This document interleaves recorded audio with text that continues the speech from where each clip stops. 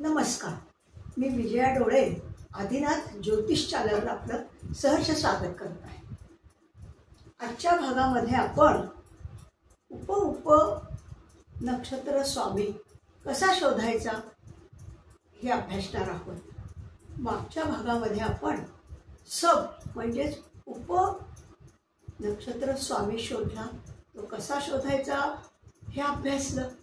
आता आपल्याला उप नक्षत्र स्वामी कसा शोधायचा हे बघायचं आहे, हे अभ्यासायचं आहे। तर आता आपल्याला माहिती आहे अंतर्दशा, महादशा, विदशा, हो की नाही। आता हे आपण पुढे शिकणारच आहोत, पण महादशेमध्ये अंतर्दशा असतात हे तर तुम्हाला ऐकून माहिती आहे। तसंच उप नक्षत्र विभागात सुद्धा त्याचा पुन्हा उप नक्षत्र विभाग होतो। हे कशासाठी करायचं तर आपल्याला भविष्य सांगताना, भविष्याचा वेध घेताना ज्या आपण भविष्याच्या निकट आलो पाहिजे, ह्यासाठी हा उप नक्षत्र स्वामी शोधणं खूप गरजेचं आहे। तर आपण मी तक्ता लावते आणि त्याचं काय सूत्र आहे ते आपण आज बघणार आहोत। सगळेच बघायचे आपल्याला। तर मी आता तक्ता लावते। पण उप नक्षत्र स्वामी हा कसा काढायचा ते आपण आज अभ्यासणार आहोत। उप नक्षत्र स्वामी प्रत्येक महादशेत जशा अंतर्दशा येतात तसेच प्रत्येक उपनक्षत्रात उप नक्षत्र स्वामी येतात। उप नक्षत्राच्या स्वामींची व्याप्ती किंवा प्रत्येक उपनक्षत्रात येणारा उप विभाग शोधण्याची पद्धती ही पण सोपी आहे। त्याचे त्रैराशिक खालीलप्रमाणे। आता 800 भागिले 120। 800 काय आहे आपण मागच्या शिकलो बघा। एका नक्षत्राची लांबी किती असते 13 अंश 20 कला। त्याचे आपण कलेत रूपांतर केलं म्हणून ते 800 झालं। 120 काय आहे 120 वर्ष हे मनुष्याचं आयुष्य मर्यादा 120 धरली आहे, म्हणून 800 भागिले 120 गुणिले काय तर उपनक्षत्र महादशा वर्ष। उपनक्षत्र कोणकोणतं आहे उपनक्षत्र? समजा आपल्याला केतूचं काढायचं आहे, शुक्राचं काढायचं आहे, त्याचे आपल्याला त्या ग्रहाची महादशा वर्ष माहीत आहे। आता रवीचे 6, चंद्राची 10, मंगळाचे 7, राहूचे 18, नंतर गुरुचे 16, शनीचे 19, बुधाचे किती 17 आणि केतूचे 7 आणि शुक्राचे 20। हे सगळे आपल्याला महादशा वर्ष प्रत्येक ग्रहाचे माहीत आहेत। त्यानुसार काय करायचं उपनक्षत्राची महादशा वर्ष। आता केतूचं काढायचं असेल तर काय म्हणणार 7 घेणार, रवीचे काढायचे असेल तर 6 घेणार, चंद्राचे असेल तर 10 घेणार। हे महादशा वर्ष ठरलेले आहेत। मग ते गुणिले उप नक्षत्र स्वामी काढायचा आहे ज्याचा, त्याची पण वर्ष घ्यायची भागिले 120 म्हणजे उप विभाग येईल। हे सूत्र आपण सगळीकडे लावणार आहोत। आलं का लक्षात? 800 म्हणजे काय एका नक्षत्राची लांबी कलेमध्ये आयुष्य म्हणून 120।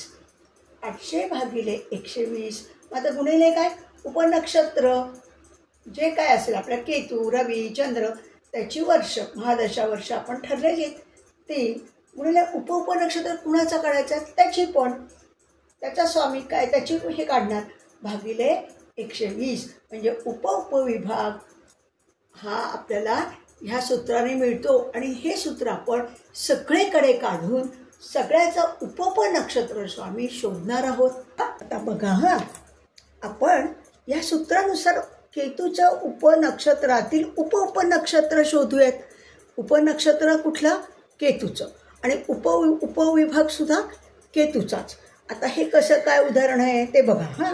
800 भागिले 120 गुणिले 7 गुणिले 7। 7 म्हणजे काय केतूची महादशा वर्ष 7 आणि उपनक्षत्र कुणाचा काढायचा आहे केतूचा, म्हणून 7 गुणिले 7 भागिले 120 बरोबर जे काय येईल ते काय येईल, उपविभाग होईल. मग तो किती झाला बरं, 2 कला 43वी कला. म्हणजे केतूच्या उपनक्षत्राचा उपनक्षत्र केतू हा 2 कला 43वी कला आहे. म्हणजे 2 कला 43वी कला हा केतूच्या उपनक्षत्रातील केतूचा उपविभाग होय. आलं लक्षात. आता केतूच्या ह्याच्यातच आपण पुढचा विभाग बघूया.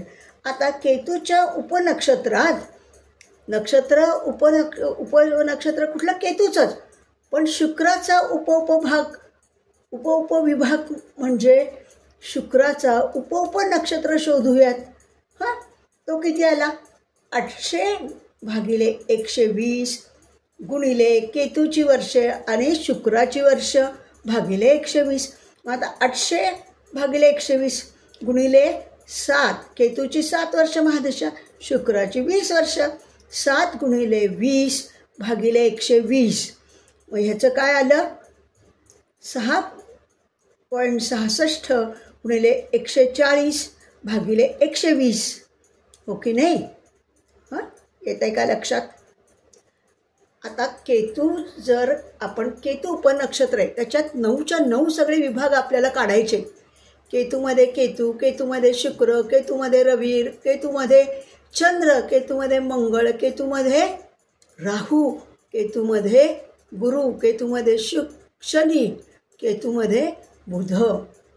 हे सगळे आपल्याला अशा पद्धतीने काढावे लागतील. हां,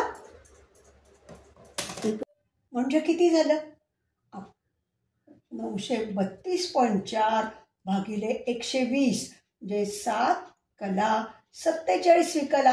म्हणजे केतूच्या उपनक्षत्रातील शुक्राचा सब म्हणजेच उपविभाग किती आला, 7 कला 47वी कला. हा केतूच्या उपनक्षत्रात शुक्राचे उपनक्षत्र स्वामी असेल. याप्रमाणे आपण कोणत्याही उपनक्षत्राचा नक्षत्र विभाग काढू शकतो. याचे कोष्टक पुढे आपण देत आहोत. हां, आता मी पुढचं कोष्टक लावते. प्रत्येक ग्रहाचा उपनक्षत्र व्याप्ती किती आहे हे बघणार आहोत. पण त्यासाठी आधी आपल्याला आधीच्या याच्यात आपण भागामध्ये शिकलोय बघा, बघितले, आपण अभ्यासले. काय अभ्यासले की उपनक्षत्राची व्याप्तीचं कोष्टक पाहिले आपण, ते मी इथं खाली लावले. केतूचे हे व्याप्तीनुसारच ह्याची पूर्ण उपव्याप्ती असते. म्हणजे आता उदाहरणार्थ केतू ग्रहाची मागच्या भागामध्ये आपण पाहिलंय उपनक्षत्राची व्याप्ती पाहिलेली. हे कोष्टक आपल्याकडे आहे ते मी इथे लावले. केतू 0°46 कला 40वी कला, शुक्र 2° 13 कला 20वी कला, रवी 0° 40 कला 0वी कला, चंद्र 1° 6 कला 40वी कला, मंगळ 0° 46 कला 40वी कला, राहू 2° 0 कला 0वी कला, गुरु 1° 46 कला 40वी कला, शनी 2° 6 कला 40वी कला, बुध 1° 53 कला 20वी कला. हे मागच्या ह्याच्यातलं आपलं हे कोष्टक आहे. आता हे मी का लावले बरं, की केतूचा उपनक्षत्र व्याप्ती किती आहे. केतू, समजा केतू घ्या, 0° 46 कला आणि 40वी कला. मग हा आता वर बघा, वर काय लिहिलंय, उपनक्षत्राची उप म्हणला आपण, सब आणि सब म्हणतो, व्याप्ती कोष्टक. हे मी तुम्हाला कोष्टकं तयार करून दिलेली आहेत ऑलरेडी. आता ते कसं तयार करायचं हे आपण शिकलेलं आहे किंवा बघितलं आहे आत्ताच. तर आता हे काय आहे, केतू काय आहे, उपनक्षत्राची व्याप्ती किती त्याची, 0° 46 कला 40वी कला. हे आपण पाहिलं. म्हणजे केतूचे अंश आपण 0° 46 कला 40वी कला ह्या एवढ्याच्याच केतूपासून बुधापर्यंतचे सगळे उपनक्षत्र मावले पाहिजेत. हो की नाही. मग केतूचा किती आला, 2 कला 43वी कला, शुक्राचा किती आला 7 कला 47वी कला, रवीचा किती आला 2 कला 20वी कला, चंद्राचा किती आला 3 कला 54वी कला, मंगळाचा किती आला 2 कला 43वी कला, राहूचा किती आला 7 कला 0वी कला, गुरुचा आला 6 कला 13वी कला, शनीचा आला 7 कला 23वी कला आणि बुधाचा आला 6 कला 37वी कला. जे केतूपासून बुधापर्यंतच्या ह्या सगळ्या याची जर टोटल केली कला आणि विकलाची ती किती आहे 0 46 कला 40वी कला.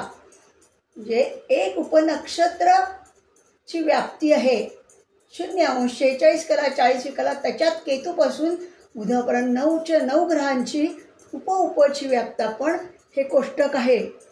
येते का लक्षात? आपण उपविभाग कसा काढायचा हे आत्ता बघितलं सूत्राद्वारे. तर आता मी तुम्हाला ते काढत बसण्यापेक्षा प्रत्येक ग्रहाचा उपविभाग किती येईल ते डायरेक्ट कोष्टक तुम्हाला दिलेलं आहे. सूत्राने कसं काढायचं हे तुम्ही बघितलंच आहे, पण तुम्हाला ते करत बसायला नको म्हणून मी डायरेक्ट तुम्हाला हे बघितलं की लगेच कळेल. केतूचं उपविभाग किती हे माहिती आहे तुम्हाला 0 46 कला 40वी कला. मग त्याच्यातले उपविभाग केतूचे केतू शुक्र रवी चंद्र मंगळ राहू गुरु शनी आणि बुध या सगळ्याची टोटल विकलांची किती आहे. केतूमधला रवी किती असेल उप तर 2 कला 20 विकला. हे कोष्टक तुम्हाला दिलेलं आहे. असंच आपण सगळ्या ग्रहांचं कोष्टक मी तुम्हाला देते. हां, आता शुक्र बघा, शुक्राची किती आहे 2 अंश. इथे शुक्र 13 कला आणि 20वी कला. मग ह्याच्यात हे सगळे जो पहिल्यांदा उपनक्षत्र स्वामी किंवा उप घेताना आपण पाहिलंय की ज्याचा काढायचा आहे तो पहिल्यांदा येतो. आता इथे केतू होता म्हणून केतू पहिल्यांदा आला सब. आता इथे शुक्राचा सब याचा अर्थ उप. हां, शुक्राचा आहे म्हणून आपण शुक्राचा काढताना कसं करणार शुक्र आधी घेणार, मग रवी चंद्र मंगळ राहू गुरु शनी बुध आणि केतू. मग त्यात किती आला शुक्राचा 22 कला 12वी कला, रवीचा 6 कला 40वी कला, चंद्राचा 11 कला 7वी कला, मंगळाचा 7 कला 47वी कला, राहूचा 20 कला 0वी कला, गुरुचा 17 कला 47वी कला, शनीचा 21 कला 7वी कला, बुधाचा 18 कला 13वी कला, केतूचा 7 कला 47वी कला. म्हणजे प्रत्येक ग्रहाच्या उपनक्षत्राचा जो विभाग आहे त्याच्यामध्ये उपविभाग कसा आला आहे तो कितीचा असेल हे आपण ह्या नक्षत्राच्या कोष्टकाद्वारे बघतो. हे कोष्टक त्याच्यासाठी आहे. हां, आता मी पुढचं शुक्रानंतर आपण पुढचं बघूया. पण रवी आणि चंद्राचा विभाग बघूयात. हां, रवीचा उपनक्षत्र विभाग किती आहे सांगा बरं. 0 अंश किती 0 अंश 40 कला 0वी कला आणि चंद्राचा किती 1 अंश 6 कला आणि 1 अंश 6 कला आणि किती आहे 40वी कला.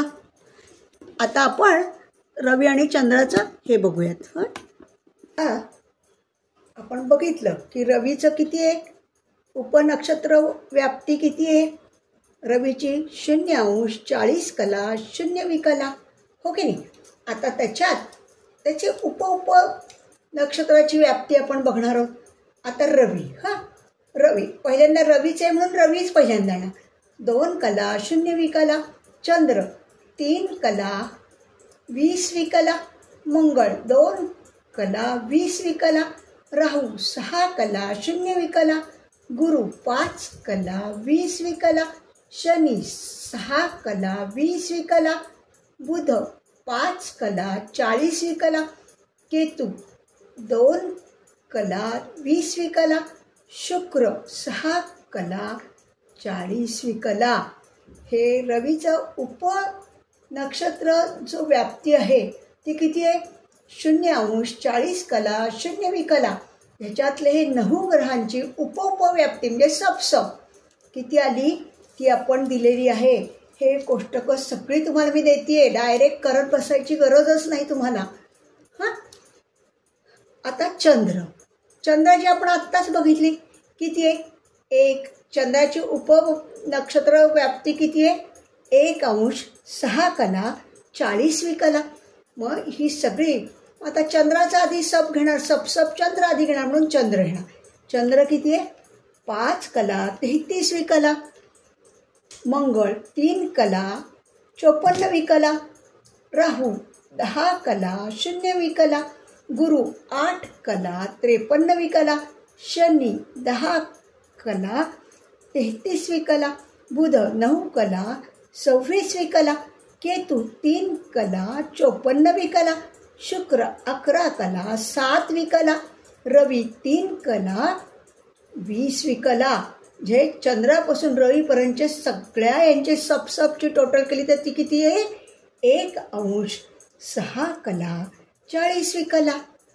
पण रवी झाला, चंद्र झाला, तर मंगळ आणि राहू यांची व्याप्ती लावूयात. हां, मंगळाची उपनक्षत्राची व्याप्ती किती आहे? 0° 46 कला 40 विकला.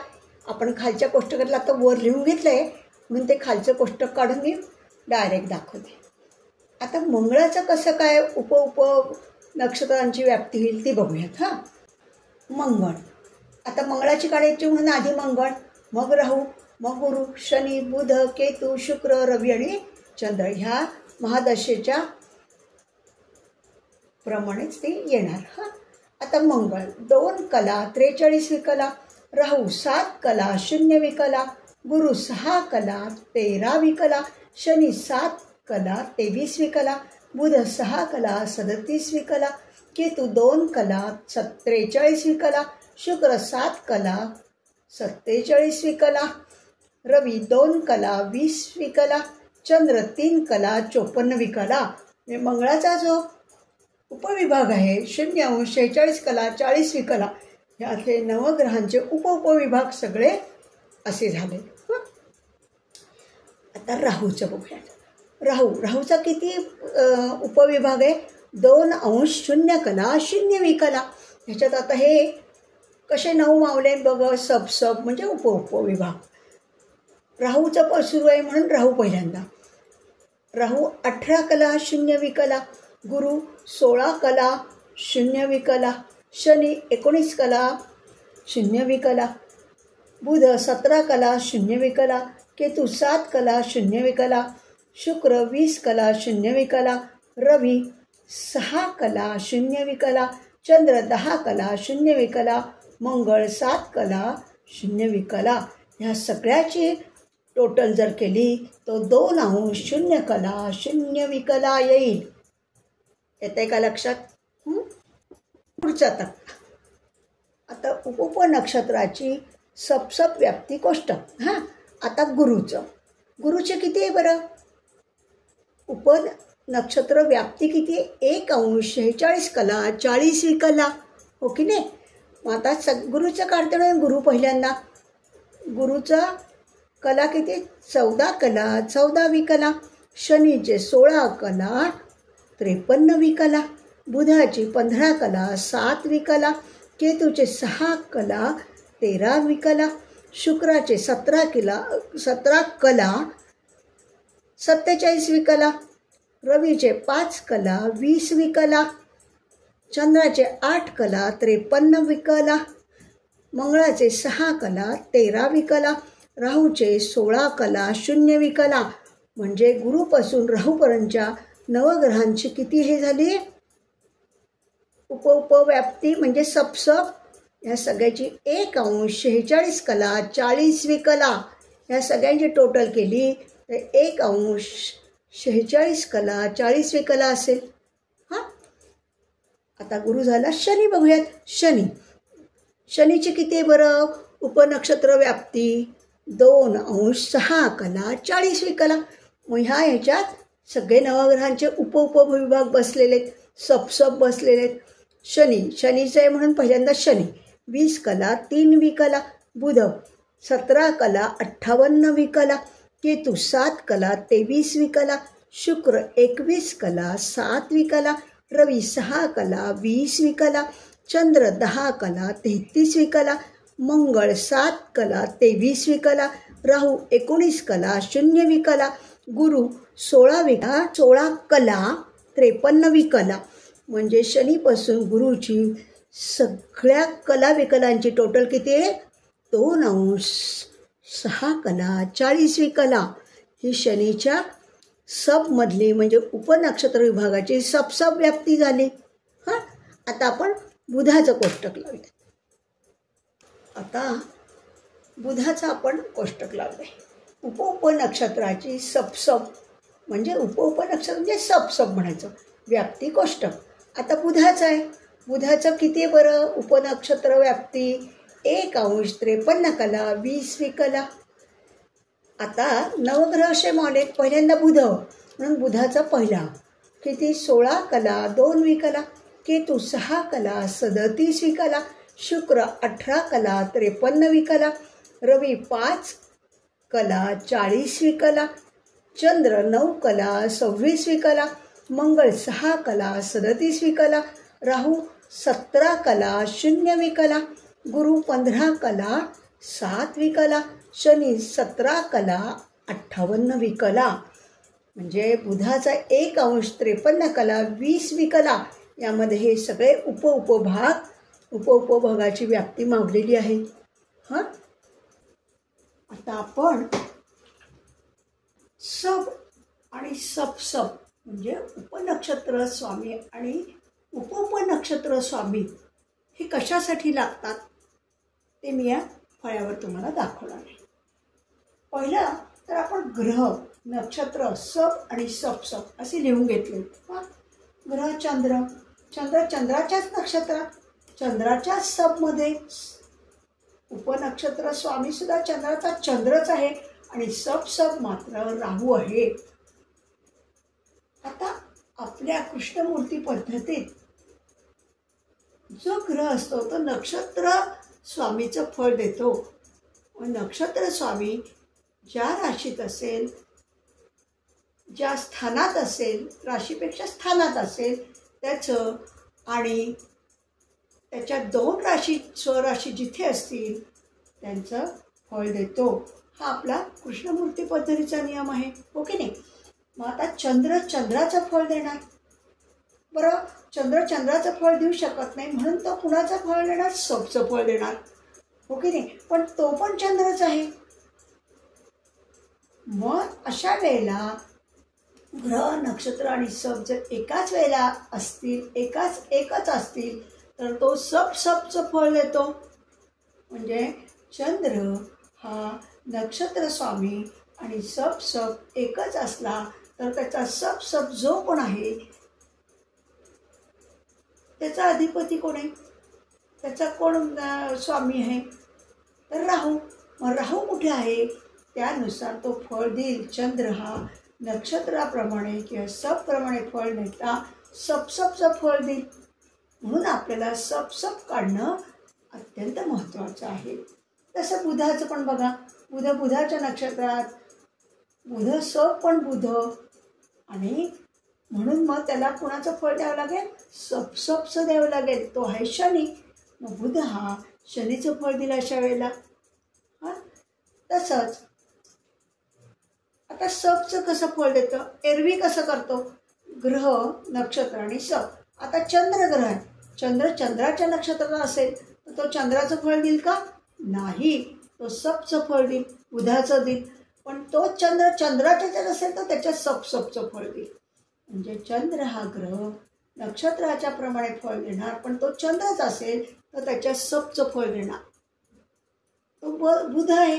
बुधाप्रमाणे बुध कुठे बसला आहे, त्याच्या 2 राशी कुठे आहेत त्यानुसार चंद्र हा फळ देईल. बुध हा समजा बुधाच्याच नक्षत्रात आहे, तो कुणाचं फळ देईल? सबप्रमाणे फळ देईल. गुरुचं फळ देईल. गुरु ज्या स्थानी आहे त्या स्थानाचं आणि त्याच्या 2 राशी ज्या स्थानात आहे त्याचं फळ देईल. म्हणजे त्याच नक्षत्रात असेल तो ग्रह तर तो सपचं फळ देतो, आणि जर नक्षत्र आणि सप उपनक्षत्र स्वामी हे दोन्ही एकच असतील तर तो सपचं फळ देतो. आलं का लक्षात? हे आपण पुढे फार डिटेलमध्ये बघणार आहोत. आज मी तुम्हाला सप आणि सप याचा उपयोग आपण कसा करतो हे दाखवण्यासाठी तुम्हाला हे दाखवलेलं. पण आजच्या विभागामध्ये उप नक्षत्र विभाग कसा काढायचा, त्याचं सूत्र काय, आणि त्यानुसार आपण 9च्या 9 ग्रह जे आहेत ज्यांचे उपनक्षत्र विभागाचा उपविभाग आज काढायला शिकलो आहे. ते सगळी कोष्टकं मी तुम्हाला डायरेक्ट दिलेली आहेत.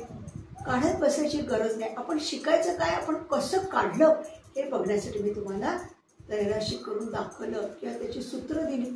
पण मी तुम्हाला डायरेक्ट सुद्धा कोष्टकं दिलेली आहेत. प्रत्येक उपविभागाचा उपविभाग कसा येतो ते सुद्धा आपण सगळं बघितले. त्यानंतर सप आणि सप म्हणजे काय, ते कशासाठी लागतं हे आपण सविस्तर दृष्ट्या पुढे बघणारच आहोत. या विभागात आपण पाहिलेलं आहे एखादा ग्रह नक्षत्रानुसार नक्षत्र स्वामी जो असेल, जो जिथे ज्या स्थानात बसला असेल त्याच्या 2 राशी जिथे असतील त्यानुसार फळ देतो. परंतु त्याचा स्वामी जर तोच असेल, चंद्राचा स्वामी चंद्रच असेल नक्षत्र स्वामी, तर तो सपचं फळ देतो. सप बुध असेल तर बुधाचं फळ देईल, गुरु असेल तर गुरुचं फळ देईल. परंतु जर नक्षत्र स्वामी सप दोन्ही एकच असतील तर तो सपचं फळ देतो. आलं का लक्षात? हे आपण आज इथे शिकलेलं. या भागासाठी वारंवार बघा आणि हा तुम्ही आकलन करा. याचं तुम्हाला लक्षात येईल, तुम्हाला लगेच समजेल. असाच मी सूत्र हे दिलेलं आहे, पण ते वारंवार बघणं गरजेचं आहे. आणि आज मी उपनक्षत्र विभागाचा सप कसा काढायचा, म्हणजे उपविभाग कसा काढायचा नक्षत्राचा ते आपण इथे अभ्यासलेलं आहे. ते कशासाठी उपविभाग लागतो, उपविभाग कशासाठी लागतो हेही आपण बघितलेलं आहे, हो की नाही? मग आता आणि आपण जेव्हा पुढे शिकू तेव्हा ह्याचे डिटेल्स तुम्हाला मिळतीलच. आणखीन आपण शिकणारच आहोत. तेव्हा आजचा भाग मी इथेच संपवते आणि पुढच्या भागासाठी आपण लवकरच भेटूया. नमस्कार. आपण सगळ्यांनी हा भाग बघून लाईक, सबस्क्राईब आणि शेअर केला असेल याची मला पूर्ण खात्री आहे. धन्यवाद.